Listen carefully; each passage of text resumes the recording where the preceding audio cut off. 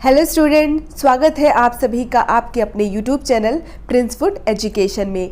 आज की क्लास में हम आपको बीएड सेकेंड सेमेस्टर के चैप्टर सॉफ्टवेयर, हार्डवेयर एवं प्रणाली उपागम के बारे में पढ़ाएंगे। तो आइए स्टार्ट करते हैं कुछ क्वेश्चन आंसर के साथ में। पहला है कठोर शिल्प उपागम जिसे हार्डवेयर अप्रोच कहते हैं, उसका वर्णन किसने किया था?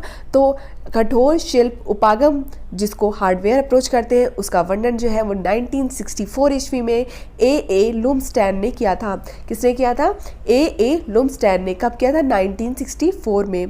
तो जो कठोर शिल्प उपागम है उसे हमें हार्डवेयर कहते हैं। क्या कहते हैं? हार्डवेयर कहते हैं। नेक्स्ट है कठोर शिल्प उपागम का संबंध किस पक्ष से है? तो कठोर शिल्प उपागम का जो संबंध है वो ज्ञानात्मक पक्ष से है। किससे है? ज्ञानात्मक पक्ष से। कठोर शिल्प उपागम को सापेक्षिक तकनीकी किस वैज्ञानिक ने कहा? मतलब जो कठोर शिल्प उपागम है, हार्डवेयर अप्रोच है, उसको सापेक्षिक तकनीकी को किस वैज्ञानिक ने कहा? तो किस वैज्ञानिक ने कहा?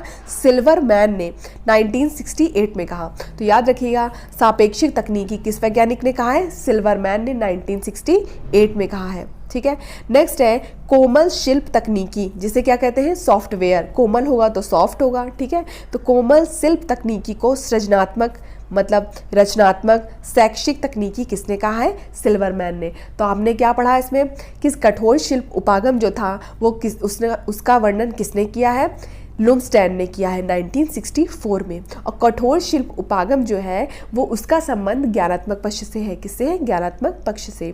कठोर शिल्प उपागम को सापेक्षिक तकनीकी किस वैज्ञानिक ने कहा है? सिल्वरमैन ने 1968 में। आपको सन भी याद रखना पड़ेगा। ठीक है। नेक्स्ट है कोमल शिल्प तकनीकी को सृजनात्मक रचनात्मक जो है वो किसने कहा है? सिल्वरमैन ने। ठीक है। नेक्स्ट है प्रणाली उपागम किसे कहते हैं? तो दोनों उपागमों में साम्य स्थापित करने के लिए एक अन्य उपागम का योगदान महत्वपूर्ण है जिसे क्या कहते हैं? प्रणाली उपागम। दोनों उपागम मतलब क्या हो गया? कठोर शिल्पों का उपागम जिसे हार्डवेयर अप्रोच कहते हैं और कोमल शिल्प तकनीकी जिसे क्या कहते हैं? सॉफ्टवेयर। ठीक है। सॉफ्टवेयर अप्रोच कहते हैं। तो उन दोनों उपागमों में साम्य स्थापित करने के लिए एक अन्य उपागम का योगदान महत्वपूर्ण होता है जिसे क्या कहते हैं? प्रणाली उपागम कहते हैं। हार्डवेयर उपागम जिसे कठोर शिल्प उपागम कहते हैं उससे आप क्या समझते हैं? तो इसे अभियंत्रण अथवा मशीनी की प्रौद्योगिकी भी कहा जाता है। जैसे रेडियो हो गया, प्रोजेक्टर हो गया। हार्डवेयर मतलब क्या हो? जिसे हम छू सकते हैं, टच कर सकते हैं। ठीक है। नेक्स्ट है हार्डवेयर के श्रव्य साधन बताइए।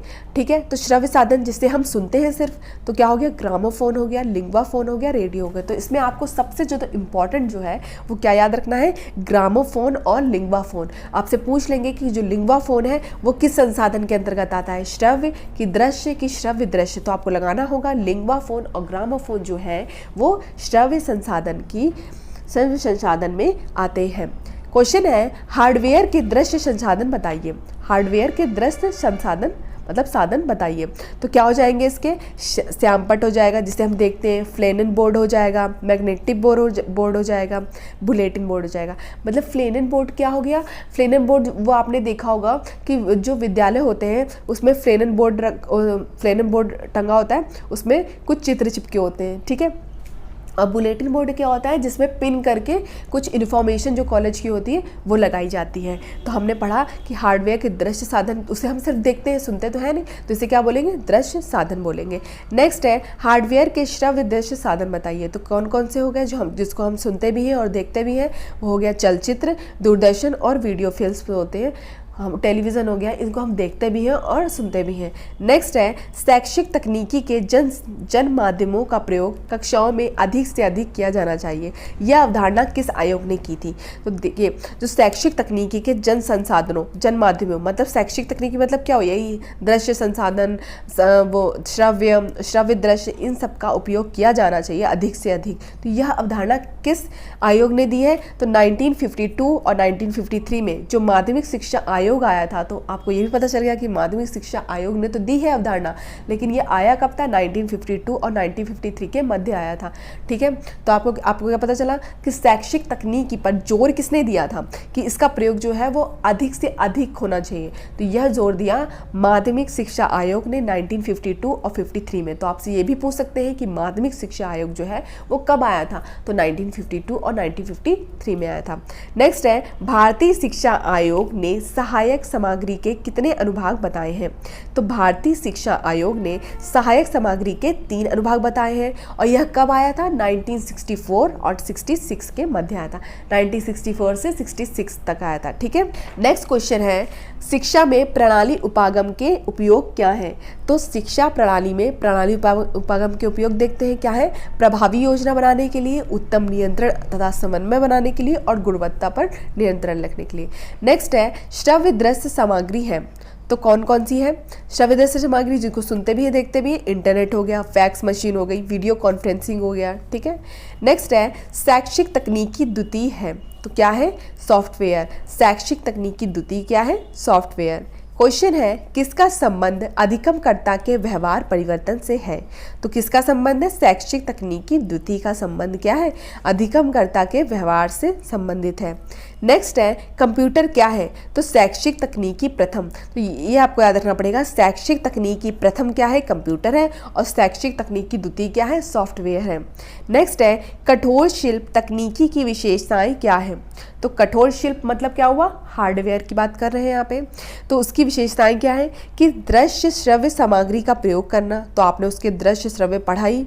ठीक है, बोध क्षमता को बढ़ाना, कि आप किसी चीज़ को देखेंगे सुनेंगे तो आपकी जो आपका ज्ञान होगा वो स्थायी रहेगा, आप काफ़ी लंबे समय तक याद रख सकेंगे कोई भी चीज़। ठीक है, सामाजिकता, विश्व बंधुत्व और सहयोग की भावना का जागृत होना। अब ये कैसे हो सकता है? तो आप टेलीविज़न देखेंगे तो आपको क्या होगा कि दूर दराज में जो हो रही जानकारियाँ हैं उनके बारे में आपको इन्फॉर्मेशन मिलेंगी। ठीक है, जो वहाँ पे हो रहा है उसके बारे में आपको जानकारी मिलेगी। तो ये सब जानकारी जानने के लिए हम क्या करते हैं? ये सब चीज़ें देखते हैं ताकि हमें विश्व बंधुत्व मतलब विश्व से संबंधित जुड़ी हुई जितनी भी जानकारियाँ हैं वो हमें प्राप्त हो सके। ठीक है, और हमारा ज्ञान क्या है? वो स्थायी रहे। तो इस तरह से हमारा टॉपिक क्या था? सॉफ्टवेयर, हार्डवेयर एवं प्रणाली उपागम यहाँ पर कंप्लीट हुआ। ठीक है, बीएड की सभी क्लासेस देखने के लिए डिस्क्रिप्शन में दिए गए लिंक पे जाकर आप देख सकते हैं। बीएड की पीडीएफ के लिए आप हमारे टेलीग्राम चैनल से जुड़ सकते हैं जिसका लिंक डिस्क्रिप्शन बॉक्स में दिया गया है। धन्यवाद, मिलती हैं अपने नेक्स्ट क्लास में।